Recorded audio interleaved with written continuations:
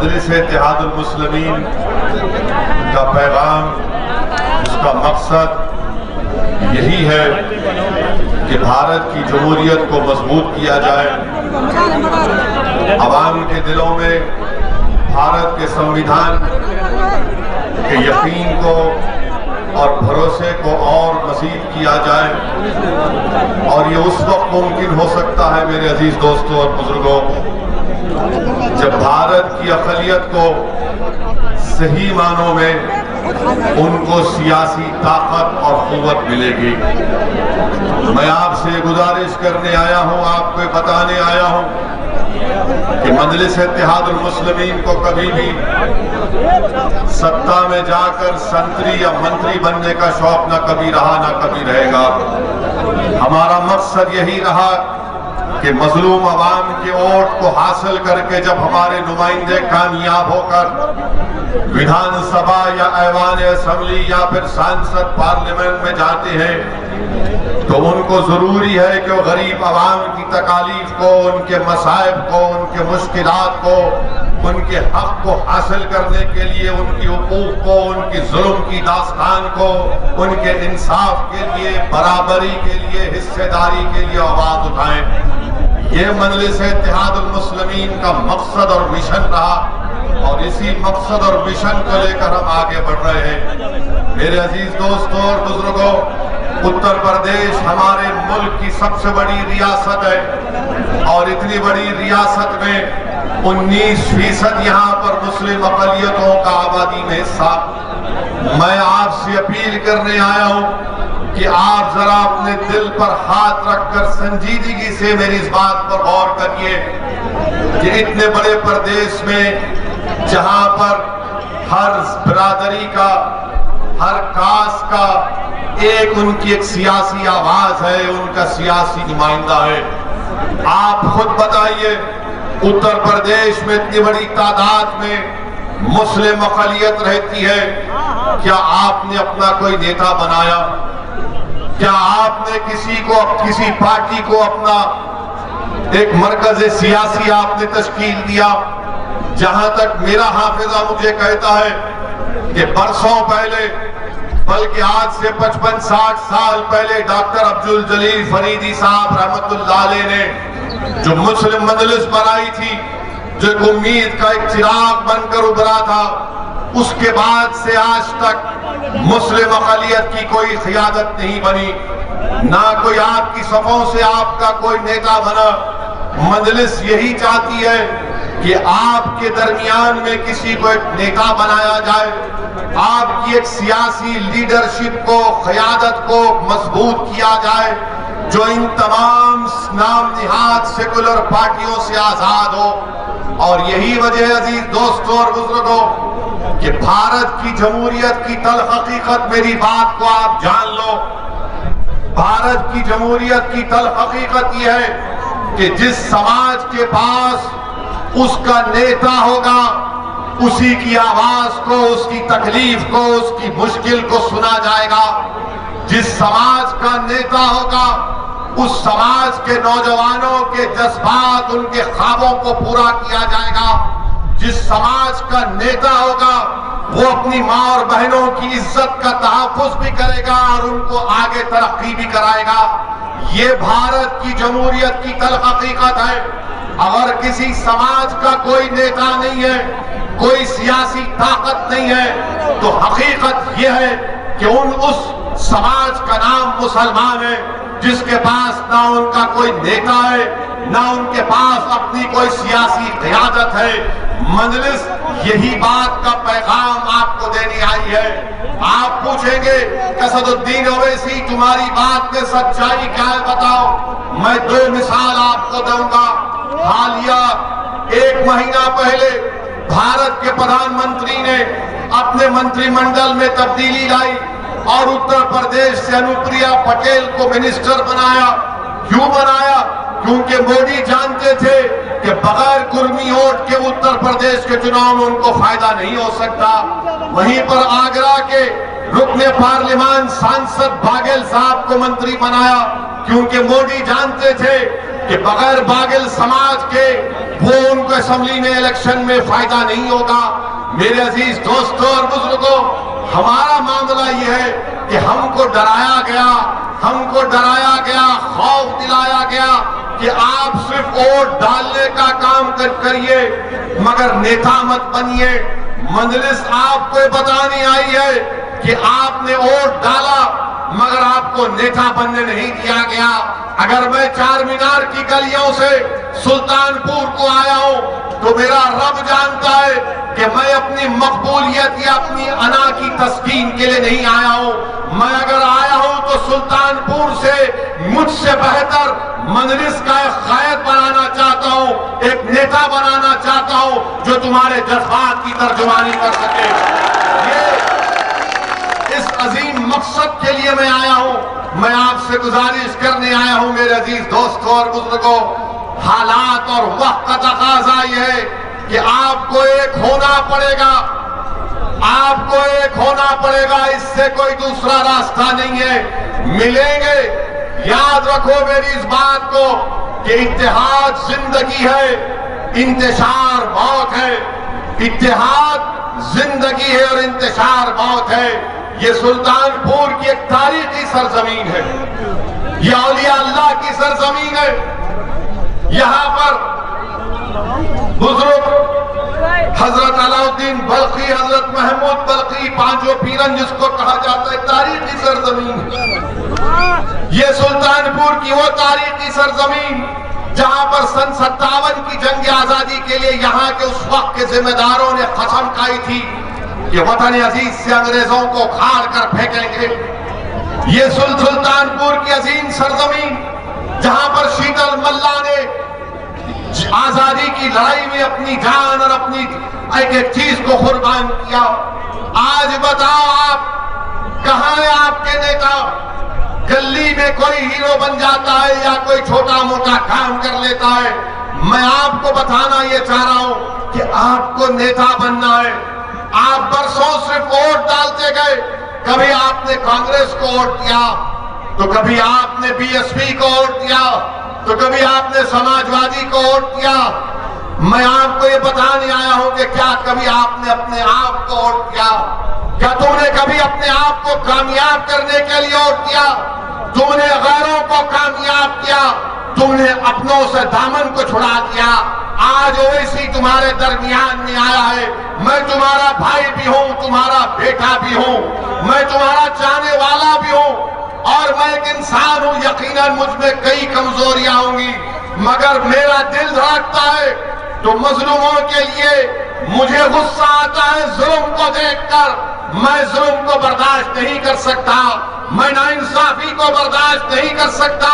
इसीलिए मजलिस के मुखालिफीन कहते हैं कि असदुद्दीन ओवैसी की जबान कड़वी है। अरे जबान कड़वी अगर है तो इसका जिम्मेदार तुम्हारी नाइंसाफी है। तुमने 60 साल से हमारा वोट लिया, बल्कि तुमने वोट नहीं लिया, हमारा खून चूस लिया। तुमने हमारा वोट लिया मगर हमारे नौजवान नस्लों को बर्बाद कर दिया। तुमने हमसे वोट तो ले लिया मगर गरीबी हमारा मुकद्दर बनाकर रख दिया। तुमने हमारा वोट तो लिया, हमारे बच्चे और बच्चियों को स्कूल से महरूम कर दिया। तुमने वोट तो लिया और हमारे नौजवानों को जेल में डालकर सड़ा दिया गया। बताओ, ये जब आवाज उठती है, ये जब सवालात उठते हैं, चाहे कांग्रेस हो, समाजवादी हो, बीएसपी हो या बीजेपी हो, कहते हैं कि देखो ये किस जबान में बात कर रहा है। अरे मैं संविधान की जबान में बात कर रहा हूं। वो संविधान जिसको बाबा साहेब अम्बेडकर ने बनाया था। बाबा साहेब अम्बेडकर ने संविधान बनाकर कमजोर तबकात को, वंचित समाज को कहा कि हमने संविधान बना दिया, अब हम तुमको हथियार देकर जा रहे हैं। बाबा साहेब ने कहा कि हम तुमको हथियार देकर जा रहे हैं। वो क्या हथियार था? वो हथियार था आपका वोट। मगर जालिमों ने हथियार को हथियार नहीं बनने दिया, बल्कि आपको कहा कि अगर तुम इस हथियार को इस्तेमाल करोगे तो तुम खत्म हो जाओगे। मैं आपको यही याद दिलाने आया हूं, ये वोट आपका हथियार है। जमहूरियत में वोट आपका हथियार है। जिसको चाहे आप जमीन पर सुला सकते हैं, जिसको चाहे आप कुर्सी पर बिठा सकते हैं, मगर अब की बार इंशाअल्लाह ताला आपको मजलिस के उम्मीदवार को कामयाब करना है। लोग हमारे मजलिस के मुखालिफिन कहते हैं असदुद्दीन ओवैसी जज्बाती तकरीर करता है, तो आप क्यों नहीं करते? कौन रोका आपको?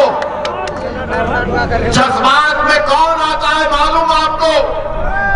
जज्बात में वो आता है जो जुल्म को देखता है, जज्बात में वो आता है जो नाइंसाफी को देखता है, जज्बात में वो आता है जिसके दिल में एक तड़प होती है कि मुझे हिस्सा मिलना चाहिए, जज्बात में वो आता है जिसमें एक तड़प होती है कि मुझे अपना मुकाम मिलना चाहिए, जज्बात में वो आता है जो किसी को देखता है कि नहीं मुझे भी आसमानों को छूना है, मैं जमीन पर नहीं रहना चाहता हूं। जो लोग जज्बात में नहीं आते वो मुर्दार के मुर्दा कहने के लायक है।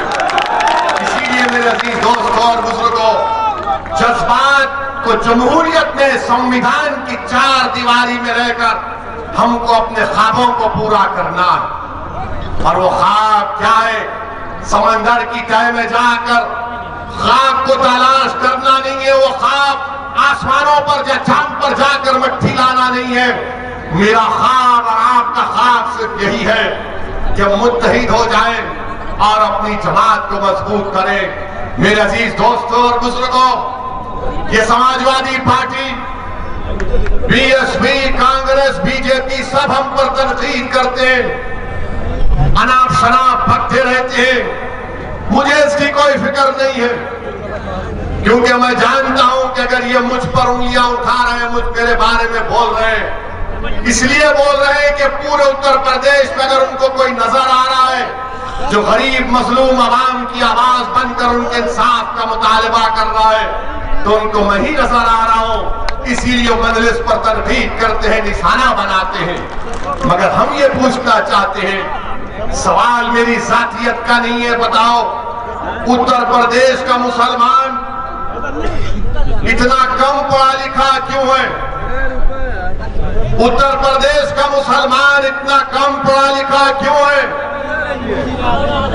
कौन जिम्मेदार है इसका? उत्तर प्रदेश में हमारे मुसलमान बच्चे और बच्चियां सिर्फ 3% मुसलमान हाई स्कूल मुकम्मल करते हैं, सिर्फ 2% मुसलमान ग्रेजुएशन मुकम्मल करते हैं, और 5 साल और 15 साल के दरमियान में सबसे ज्यादा बच्चे अगर स्कूल के बाहर है किसी समाज के तो मुसलमानों के 60%। क्या तुमने सुना कभी अखिलेश की जबान से? क्या तुमने सुना कभी बीएसपी के किसी नेता की जबान से? बताओ इसका जिम्मेदार कौन है? ये नाइंसाफी देखकर खून खौलता है कि जब सबके बच्चे पढ़ सकते हैं तो मेरा बेटा क्यों नहीं पढ़ सकता, मेरी बेटी क्यों नहीं पढ़ सकती, मेरे भाई का बच्चा ग्रेजुएशन क्यों नहीं कर सकता? ये इसलिए नहीं करना चाहते, ये कभी आपको ताकतवर नहीं बनाना चाहेंगे। ये सिर्फ आपको डराएंगे डराएंगे डराएंगे डराएंगे, खौफ दिलाएंगे। अगर तुम मजलिस को वोट दिए, तुम अगर ओवैसी की बातों में आ गए तो खुदा जीत जाएगा। अरे पूरे भारत में बीजेपी 2 मरतबा उनका प्रधानमंत्री बन गया तो ओवैसी की वजह से बना मोदी या तुम्हारी नाहली की वजह से बना? मैं जिम्मेदार हूं उसका। हर वक्त कहेंगे नहीं असदुद्दीन ओवैसी आया है तो वोट काट देगा मुसलमानों के, कहते हैं ना, कहते हैं ना कि ओवैसी लड़ेगा तो वोट काट देगा। अब मेरा सवाल, इसका जवाब आपको देना पड़ेगा। अखिलेश यादव को आपने झोली भर भर के वोट दिया ना, इसी विधानसभा से दिया ना, तो सूर्या कैसे जीता?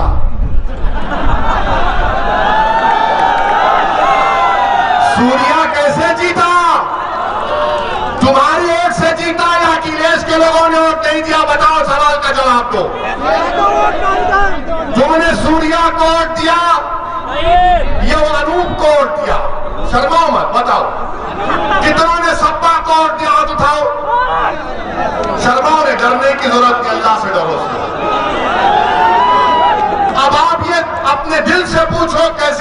सूर्या जीत गया?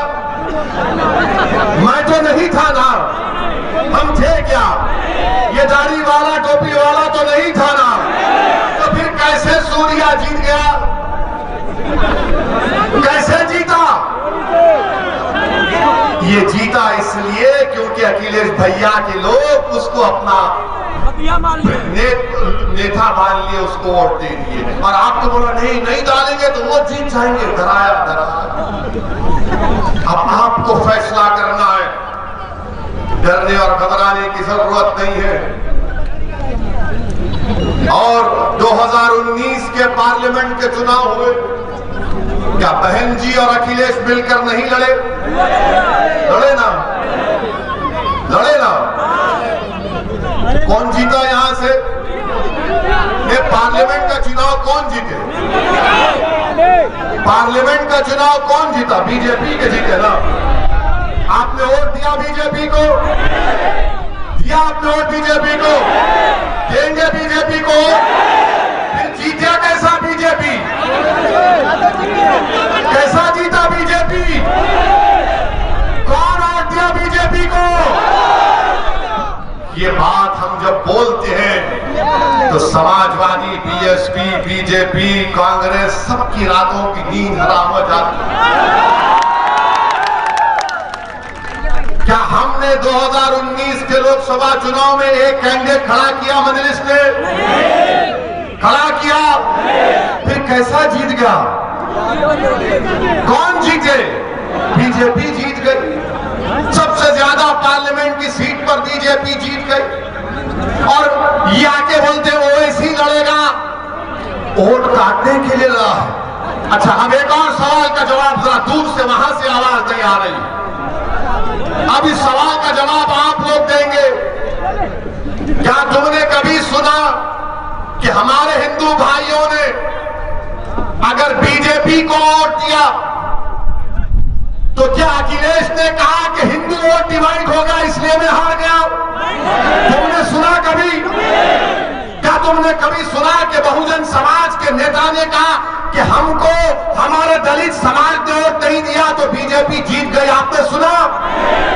इनकी क्या मजाल के मुझे कहते हैं कि मुसलमान का वोट नहीं मिलेगा तो बीजेपी जीत जाएगी? क्या मुसलमान तुम्हारा कैदी है?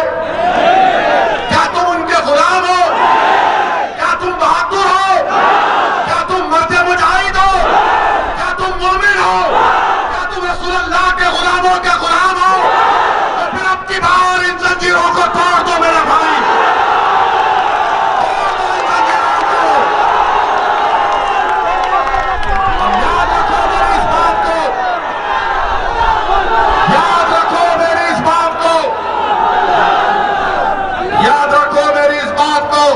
बीजेपी मुसलमानों के वोट से नहीं जीत रही है। बीजेपी मुसलमानों के वोट से नहीं जीत रही है। कितने वोट मिले मुसलमानों के बीजेपी को मालूम आपको? 2014 में 6% पूरे मुल्क में, 19 में 6%। मगर हम नहीं दे रहे वोट उनको, वो कैसा जीत रहा है? बता इसलिए रहा हूं क्योंकि मेरे जाने के बाद ये समाजवादी के, बीएसपी के, कांग्रेस के सब लोग के बड़े बड़े पहलवान आएंगे। उसकी बात का यकीन नहीं करना जो टोपी और दाढ़ी लंबा है, उसकी बात का यकीन नहीं करना। तो आपकी जिम्मेदारी है कि उनसे सवाल करना, ये सवाल करना। बोलो, अगर अखिलेश यादवों का वोट बीजेपी को पड़ गया तो अखिलेश ने नहीं कहा कि यादव समाज ने मुझे वोट नहीं दिया तो बीजेपी जीत गई। मगर अखिलेश यादव और बीएसपी कहते हैं कि मुसलमान हमको वोट नहीं देगा, मुसलमान अगर ओवैसी की बात में आएगा तो बीजेपी जीत जाएगी। अरे तुम यादवों को नहीं कहते, तुम हमारे हिंदू भाइयों को नहीं कहते और मुझसे कहते हो। क्या समझकर तुम कहते हो हमें कि मुसलमान तुम्हारा कैदी है? क्या मुसलमान तुमसे डरता है? क्या हमारी जिंदगी, हमारी रिस्क तुमसे है? अरे हमारा रिस्क तो अल्लाह देने वाला है। हमारी जिंदगी की गारंटी संविधान देता है, जिसको बाबा साहब अम्बेडकर ने बनाया। संविधान देता है आपको अपनी जिंदगी की गारंटी। एक इंसान की राइट टू लाइफ भारत के संविधान में एक फंडामेंटल राइट है, मगर ये अब आएंगे नहीं ओवैसी की वजह से बीजेपी जीतती है। एक और हकीकत बता रहा हूं, पूरे पार्लियामेंट के चुनाव में हमने सिर्फ 3 पार्लियामेंट की सीट लड़ी। कौन सी? हैदराबाद, बोलो, औरंगाबाद और किशनगंज। इन 3 में 2 में हमको कामयाबी मिली।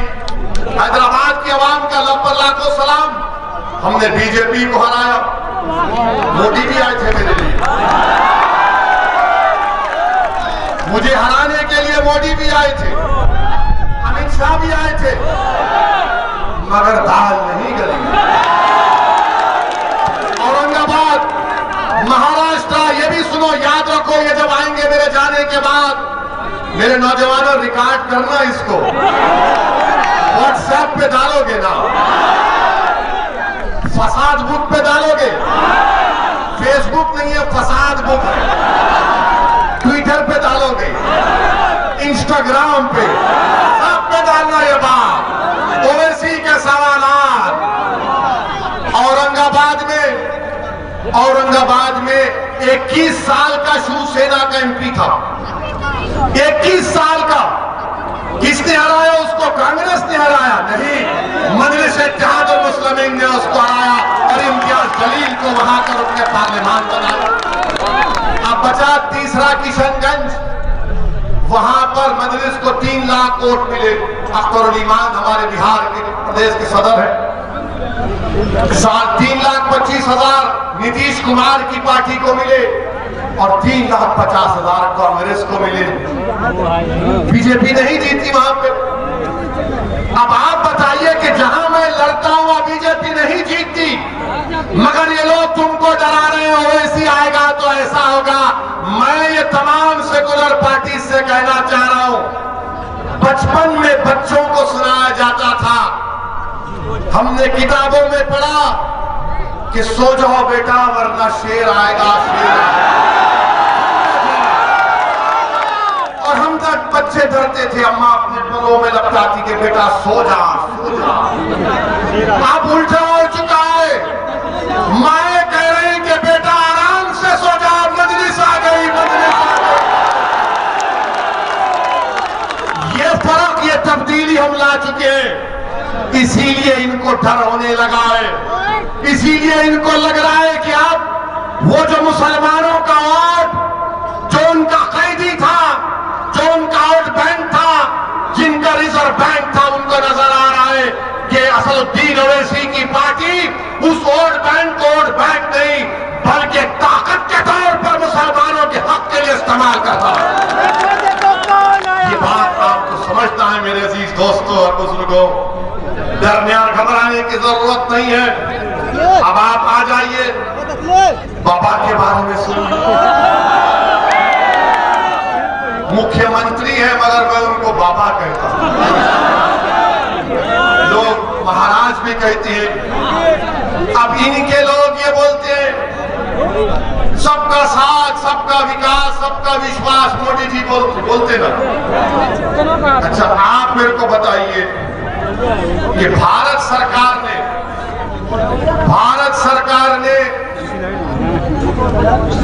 अक़लियतों के लिए, जिसमें मुसलमान, ईसाई, सिख, जैन और बौद्ध मजहब के लोग हैं, उनके लिए उत्तर प्रदेश में 116 करोड़ रुपए दिए। कितने दिए? बाबा की हुकूमत ने कितना खर्चा किया अक़लियतों पर मालूम आपको? सिर्फ 10 करोड़ रुपए, सिर्फ 10 करोड़ रुपए। अच्छा, आप सुनेंगे इनके एक मंत्री हैं, बार बार बोलते कि क्या बोलते हैं इनके मंत्री के, हमने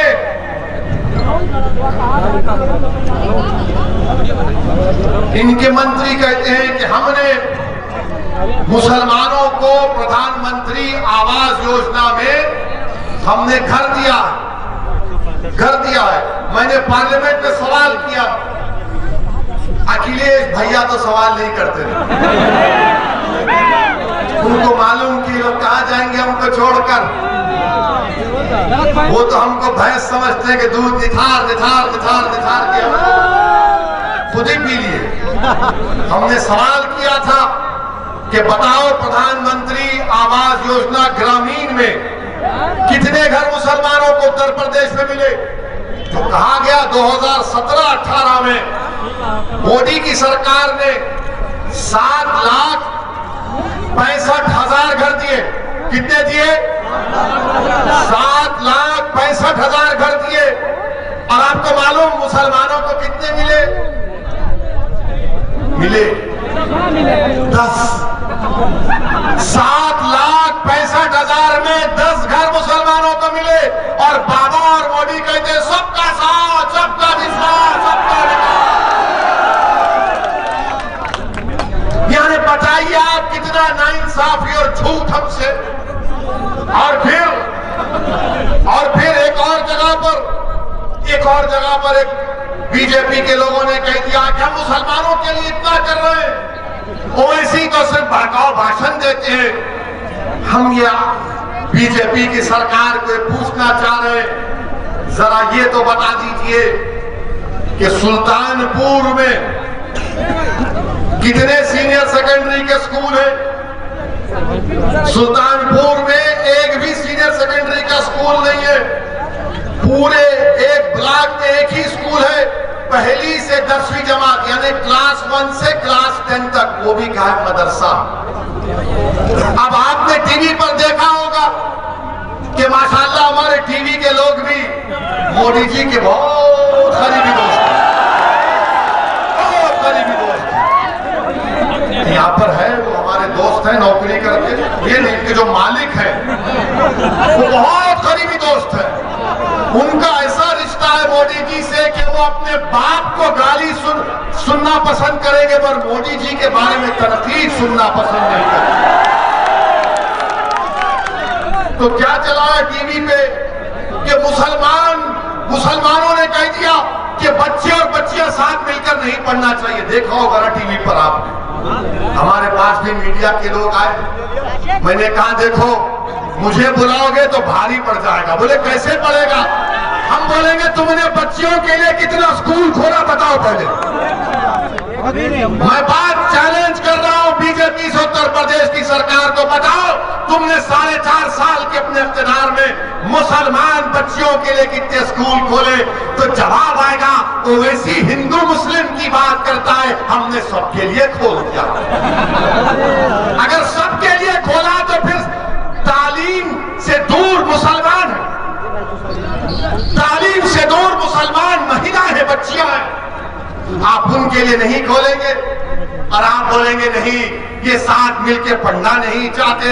अरे आप स्कूल खोलना नहीं चाहते, आप पढ़ाना नहीं चाहते, ये हाल इनका है। अगर आप जाकर बाबा से बोलेंगे बाबा स्कूल नहीं है, तो बाबा बोलेंगे नाम बदल दो।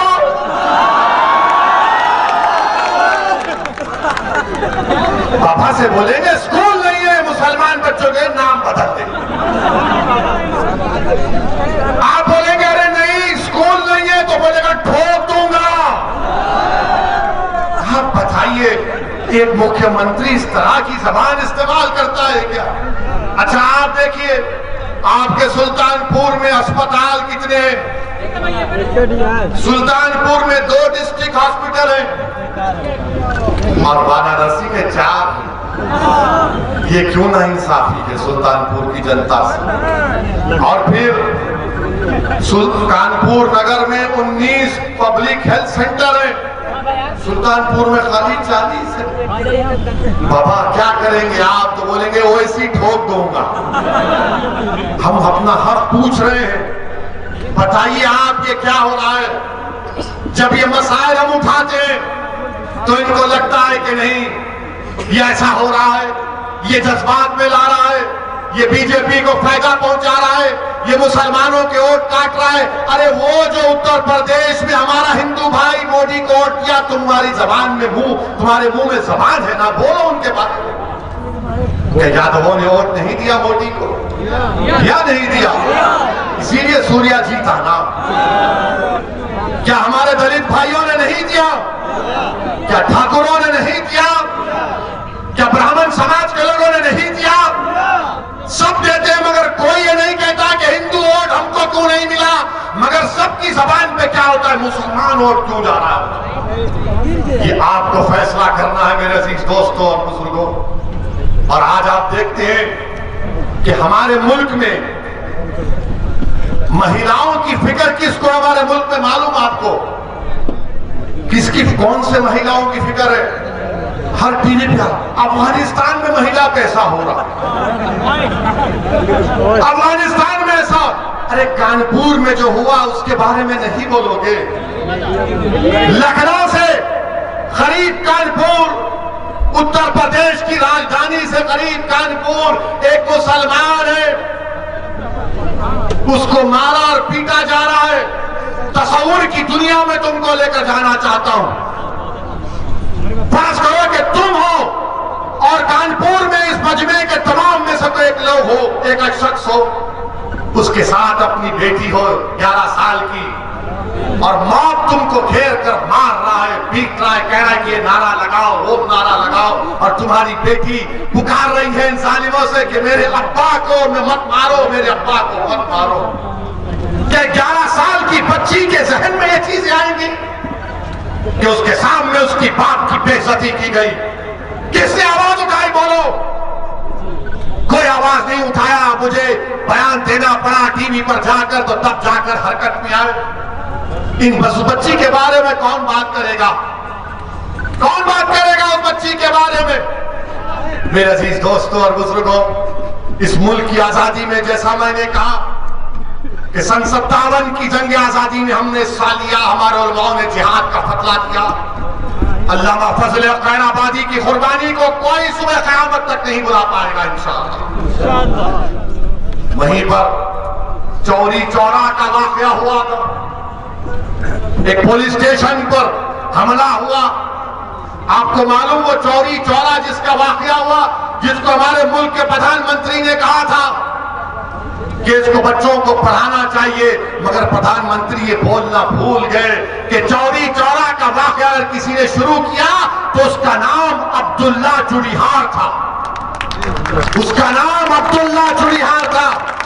वो मनिहार बरादरी का था, और वही लोगों ने, उनको सजा हुई थी, जिंदगी बर्बाद हो गई, मगर मुल्क के लिए कुर्बान किया। और वही मनिहार बरादरी का तस्लीम नामी शख्स मध्य प्रदेश इंदौर में चूड़ियां बेचने जाता है, तो उससे कहा जाता है तेरा आधार कार्ड क्या है, तेरा नाम क्या है?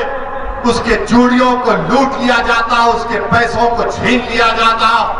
बताओ मोदी जी, क्या यही चौरी चौरा के मुजाहिदीन को खराज अकीदत आप पेश कर रहे हैं कि अब्दुल्ला चूड़ीहार का जानशीन उसकी नस्ल का तस्लीम पर मारा गया? उसको बताइए आप मेरे अजीज दोस्तों और बुजुर्गों, मेरे अजीज दोस्तों और बुजुर्गों, बड़े बड़े जुल्म के वाकयात हमारे मुल्क में हो रहे हैं, जिसको देख कर अगर आंख में आंसू नहीं आएंगे तो याद रखो तुम इंसान कहलाने के लायक नहीं हो। कभी एक फकीर है तो उसको मारा जाता है कि तूने क्यों भीख मांगी। खुर्शीद का वाकया यहां पर हुआ नहीं हुआ? खुर्शीद अहमद का वाकया सुल्तानपुर में हुआ, और सबसे पहले वहां पर हमारे अकरम बेग साहब और सरफराज साहब पहुंचे। ये जुल्म के वाकयात हमारे पर इस प्रदेश में और पूरे मुल्क में हो रहे हैं। मेरे अजीज दोस्तों और बुजुर्गों, मैं आपको सिर्फ यही बताना चाहता हूं कि डरने और घबराने की जरूरत नहीं है। याद रखो, भारत का संविधान आपको इस बात की इजाजत देता है कि आप अपने मजहब पर चलें। आपको मजहबी आजादी दे दी गई है, आप अपने मस्जिदों को आबाद रखें। भारत के संविधान में आपकी जिंदगी, हर भारत के शहरी की जिंदगी एक बुनियादी हक है, फंडामेंटल राइट है। डरने और घबराने की जरूरत नहीं है। और एक बात मेरी याद रखो कि जो जुल्म करता है ना, वो जालिम खत्म हो जाता है। फिरौन था ना, फिरौन मालूम कौन था आपको? फिरौन एक बादशाह था, जुल्म करता था और अपने आप को खुदा कहता था तो अल्लाह ने हजरत मूसा को उसकी तरफ भेजा और उसके दरबार में, फिरौन के दरबार में गरीब लड़की थी, बहुत गरीब थी, झोपड़ी में रहती थी। उसका काम यह था कि फिरौन के बेटी के बालों को कंघी किया जाए। और एक दिन जब वो फिरौन के महल में बादशाह की बेटी के बालों में कंघी कर रही थी तो कंघी नीचे गिर गई। उसने झुककर उठाया और कहा कि मेरा रब वो है जो मूसा और हारून का रब है, कि रब मूसा और हारून, मेरा रब वो है जो अल्लाह है। उसने कहा, तो बादशाह की बेटी ने कहा कि तू मेरे बाप को खुदा नहीं मानती?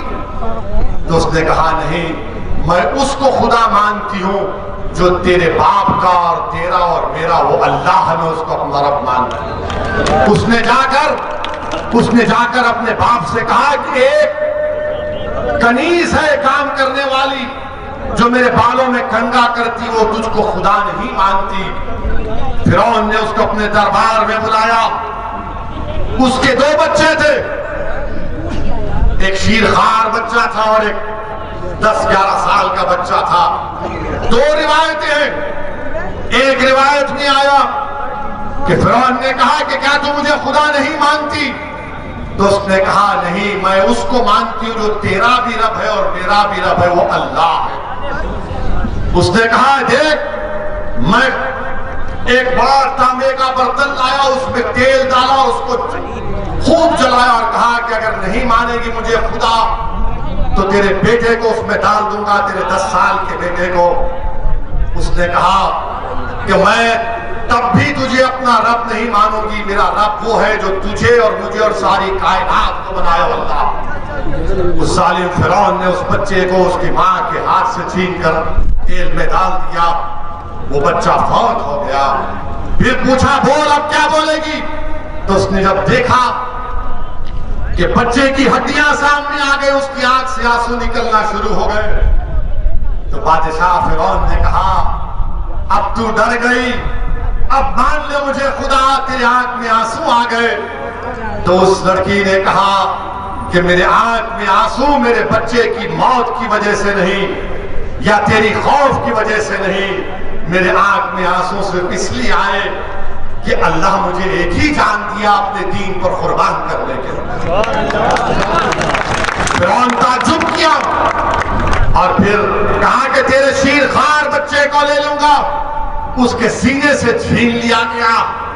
तो जब बच्चे को, जो 6-7 महीने का बच्चा था, जब उसको तेल में डाला जा रहा था तो अल्लाह ने उस बच्चे को ताकत दी बोलने की। उसने कहा मां तू कह दे कि तेरा मेरा सबका रब अल्लाह है, तू इस तेल की तरफ मत देख, कह दे कि मेरा रब अल्लाह है। उस बच्चे को डाल दिया गया। तो याद रखो, अल्लाह रब्बुल कायनात है, अल्लाह रज़्ज़ाक़ है, अल्लाह गफ्फार है, अल्लाह रहमान है, अल्लाह रहीम है, अल्लाह करीम है। और अल्लाह के दरबार में कभी भी जालिमों से अल्लाह इंसाफ करता है और जुल्म का खात्मा होगा इंशाअल्लाह होगा। और याद रखो, वो सहाबी रसूल का वाक़या याद आ रहा है। जब रोमियों से जंग हुई, हजरत अब्दुल्लाह हुदैफा शामी थे जिनको रोम के बादशाह ने गिरफ्तार कर लिया और उनसे कहा कि तुम इस्लाम को छोड़ दो। उन्होंने कहा नहीं छोड़ूंगा। उसने कहा मेरी बेटी से शादी कर ले।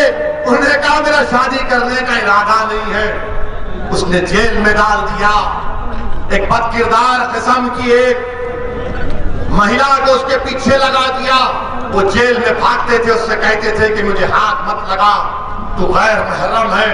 फिर बादशाह ने बुलाया उनको और कहा कि चलो मैं तुमको एक और ऑफर देता हूं, तुम मेरी अंगूठी को चूम लो। उस अंगूठी पर कुछ और निशान था। उन्होंने कहा यह भी नहीं कर सकता। ये होठ जो अशहदु अल्ला इलाहा इल्लल्लाह व अशहदु अन्ना मुहम्मद रसूलुल्लाह कहते हैं, जो मोहम्मद मुस्तफा सल्लल्लाहु अलैहि वसल्लम की गुलामी में सलातो सलाम पढ़ते हैं, इन होठों को मैं वहां नहीं चूम सकता। बादशाह ने कहा मेरे माथे को चूम ले, मैं 100 सहाबियों को आजाद कर दूंगा। उन्होंने कहा नहीं करूंगा। फिर कहा कि 300 रिहा करूंगा। तो उन्होंने कहा तुम पूरों को रिहा करो, तेरे माथे को चूमूंगा। उन्होंने माथे को चूमा और जब वापस गए तो खलीफा हजरत उमर थे। हजरत उमर थे। हजरत उमर ने आगे बढ़कर हजरत अब्दुल्ला हुदैफा की पेशानी को छूआ। और क्या वो जो फिरौन के दरबार का वाकया है, जब शबे मिराज में अल्लाह के रसूल सल्लल्लाहु अलैहि वसल्लम सफरे मिराज पर जा रहे थे तो एक पहाड़ी में आका दो आलम सल्लल्लाहु अलैहि वसल्लम को अच्छी खुशबू आई। तो जिब्राइल से पूछा ये कौन है? तो कहा ये वो लड़की है जिसने फिरौन के दरबार में अपनी औलाद को कुर्बान कर दिया और कहा कि तू मेरा खुदा नहीं है, अल्लाह मेरा रब। मेरे अजीज दोस्तों और बुजुर्गों, हिम्मत और हौसले को बरकरार रखो। इन जलसों को मुनक्कद करने का या आपके दरमियान में आने का अहम पैगाम यह है कि डरने और घबराने की जरूरत नहीं है। अल्लाह हमारे लिए काफी है। हस्बुनल्लाहु व निअमल वकील, हस्बुनल्लाहु व निअमल वकील व निअमल मौला व निअमल नसीर। मेरे अजीज दोस्तों, डरने की जरूरत नहीं है। ये बीजेपी आरएसएस है, ये बेचारे हिस्ट्री नहीं मालूम इनको हिस्ट्री नहीं आती। अभी कल आरएसएस के मोहन ने कहा क्या कहा कि इस्लाम भारत में इन्वेडर से आया। हमको कल मीडिया वाले लखनऊ में पूछे, हमने यही कहा कि मोहन भागवत जो है हिस्ट्री को नहीं जानते। मोहन भागवत जो है हिस्ट्री को नहीं जानते। हमने उनसे कहा कि इस्लाम इस मुल्क में बादशाहों की वजह से नहीं आया। इस्लाम इस मुल्क में आया तो सूफियों की और तिजारत करने वालों की वजह से आया। और हमने उनको मोहन भागवत से हमने पूछा कि इस्लाम अगर आया तो वेस्ट कोस्ट में आया। और किसने कहा मालूम आपको? इस्लाम बादशाहों से इस्लाम भारत में नहीं आया। किसने कहा मालूम आपको? मालूम? मोदी जी ने कहा। हाँ, अब आप जाकर देखिए, मोदी जी ने अप्रैल 3, 2016 को 7:13 को ट्वीट किया और कहा कि केरल के त्रिशूर डिस्ट्रिक्ट में चेरामन जुम्मा मस्जिद को अरब के तिजारत करने वालों ने, बादशाहों ने नहीं, तिजारत करने वालों ने 629 ईस्वी में मस्जिद को बनाया और कहा कि भारत की पहली मस्जिद। मोदी जी आप झूठ बोल रहे हैं या मोहन भागवत झूठ बोल रहे हैं? आप दोनों बैठकर तस्वीर कर लो। हमारा मानना आई है कि इस्लाम भारत में तलवार के जोर पर नहीं आया, मोहब्बत की बुनियाद बनकर आया। जो बादशाह आए वो जुल्म किए, मगर वो इस्लाम से उनका क्या रिश्ता? बादशाह थे। ख्वाजा गरीब नवाज आए, दीन लाए, दावत दी, मगर इन लोगों को मुसलमान देखते कि नहीं तुम भारत के नहीं हो। अब इनका जवाब और एक हमारे पास है। मैंने उलमाओं के पैरों के पास बैठकर सुना कि सारे कायनात के अब्बा कौन है? हजरत आदम अलैहिस्सलाम है, हमारे सबके डैडी हैं, पिताजी हैं। वो जब जन्नत से निकले तो किस मुल्क पे कदम रखा उन्होंने? किस मुल्क पे रखा? भारत में रखा। तो ये बाप की सरजमीन हुई नहीं हुई? हुई ना। तो डरना किस बात का प्यारे? डरने और घबराने की जरूरत नहीं है। हिम्मत से काम करिए। और अल्हम्दुलिल्लाह हमारे भाई अतीक जेल में है, मगर अपना खत और पैगाम भिजाया, अपनी मोहब्बत और वाबस्तगी, और आप लोगों को ये पैगाम भी दिया कि हमको और आपको मिलकर इंशाअल्लाह ताला आने वाले विधानसभा में मजलिस इत्तेहादुल मुस्लिमीन को कामयाब और कामरान करना है। मैं सुल्तानपुर आया हूं और इंशाअल्लाह अल्लाह ने चाहा तो बार बार आता रहूंगा, बार बार आता रहूंगा। आपका सुल्तानपुर का हर घर मेरा घर, सुल्तानपुर का हर बुजुर्ग मेरे बुजुर्ग है, सुल्तानपुर की मेरी माँ और बहनें, मैं आपका बेटा हूँ। आप मेरे लिए दुआ करिए, हमारी सरपरस्ती करिए। हम गलती करते हैं तो हमारा उंगली पकड़कर सीधा रास्ता दिखाइए, मगर हमारा हाथ मत छोड़िए। ये आपकी लड़ाई हम लड़ रहे हैं, मजलिस को कामयाब करिए। आप तमाम का शुक्रिया।